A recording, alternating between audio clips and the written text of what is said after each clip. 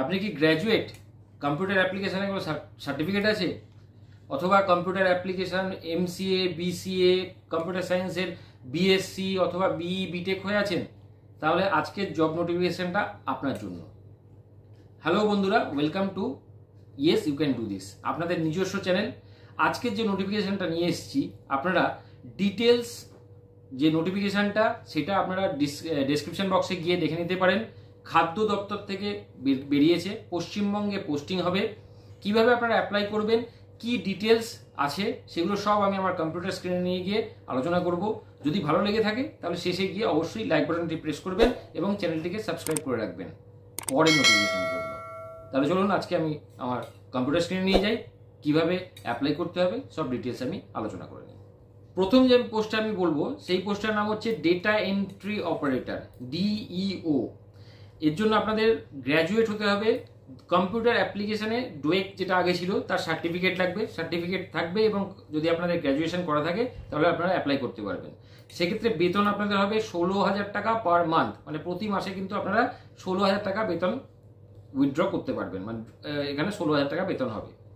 পরের যে পোস্টটা আছে সেটা হচ্ছে সফটওয়্যার সাপোর্ট পার্সোনাল।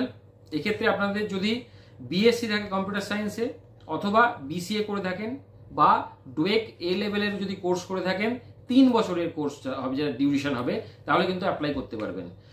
21,000 টাকা আপনাদের বেতন হবে। এবং এখানে আপনাদের এক্সপিরিয়েন্স একটুখানি চেয়েছে, সেটা হচ্ছে সফটওয়্যার ডিজাইন বা ডেভেলপমেন্ট বা ডকুমেন্টেশনের উপর যদি আপনাদের কোনো এক্সপিরিয়েন্স থাকে তাহলে সেই এক্সপিরিয়েন্স সার্টিফিকেট আপনারা শো করবেন। পরের যে পোস্টটা আছে সেই পোস্টটা প্রথমেই পাচ্ছি আমি প্রজেক্ট ম্যানেজার। প্রজেক্ট ম্যানেজারের ক্ষেত্রে আপনাদের যদি ফার্স্ট ক্লাস থাকে বিই, বিটেক, কম্পিউটার সায়েন্স বা আইটিতে, অথবা এমসিএ করে থাকেন ফার্স্ট ক্লাস নিয়ে, তাহলে আপনাদের বেতন হবে 1,50,000 টাকা পার মান্থ। এক্ষেত্রে কিন্তু 8 বছরের এক্সপিরিয়েন্স আপনাদের ম্যান্ডেটরি, এক্সপিরিয়েন্স শো করাতে হবে, এক্সপিরিয়েন্স সার্টিফিকেট আপনাদের দিতে হবে 8 বছরের। পরের যে পোস্টটা আছে সেটা হচ্ছে ডেপুটি প্রজেক্ট ম্যানেজার। আগেরটা ছিল প্রজেক্ট ম্যানেজার, এটা হচ্ছে ডেপুটি প্রজেক্ট ম্যানেজার। আপনাদের বেতন হবে 1,00,000 টাকা। এক্ষেত্রে আপনাদের যে এডুকেশনাল কোয়ালিফিকেশান সেটা আগেরটার মতোই সেম থাকছে। বেতন হচ্ছে আপনাদের 1,00,000 টাকা, এবং আপনাদের যে এক্সপিরিয়েন্স থাকবে সেটা হচ্ছে মিনিমাম 6 বছরের এক্সপিরিয়েন্স লাগবে। আগেরটা ছিল 8 বছরের এক্সপিরিয়েন্স, এখানে এটা পাচ্ছেন আপনারা 6 বছরের এক্সপিরিয়েন্স যদি থাকে তাহলে আপনারা অ্যাপ্লাই করতে পারবেন। বেতন হবে 1,00,000 টাকা।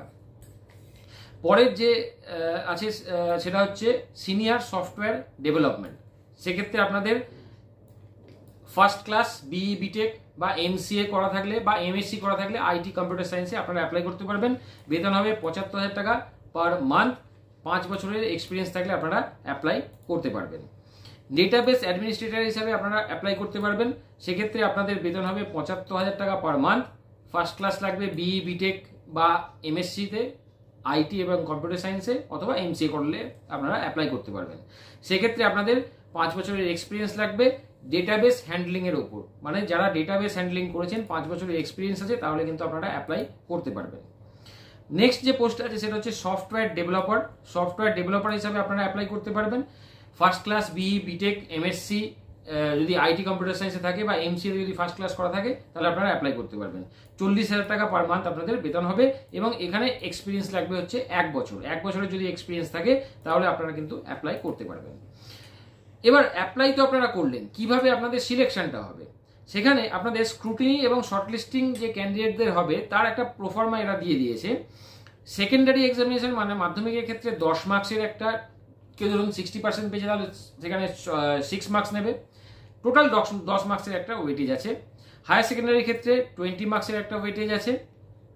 এবং এসেন্সিয়াল কোয়ালিফিকেশন মানে বিই, বিটেক বা এমসিএ বা বিএসসি যেগুলো আপনাদের প্রয়োজন এডুকেশনাল কোয়ালিফিকেশন হিসাবে, সেখানে আপনাদের 20 মার্কস দেওয়া আছে। ঠিক আছে, দেওয়ার পর টোটাল 50 মার্কস হচ্ছে। এই 50 মার্কসের ওপর ভিত্তি করে আপনাদের স্ক্রুটিনি করা হবে, এবং স্ক্রুটিনি করার পর আপনাদের শর্টলিস্ট করে আপনারা যে যে ইমেল আইডি বা ফোন নাম্বারটা দেবেন সেখানে আপনাদের পাঠিয়ে দেবে।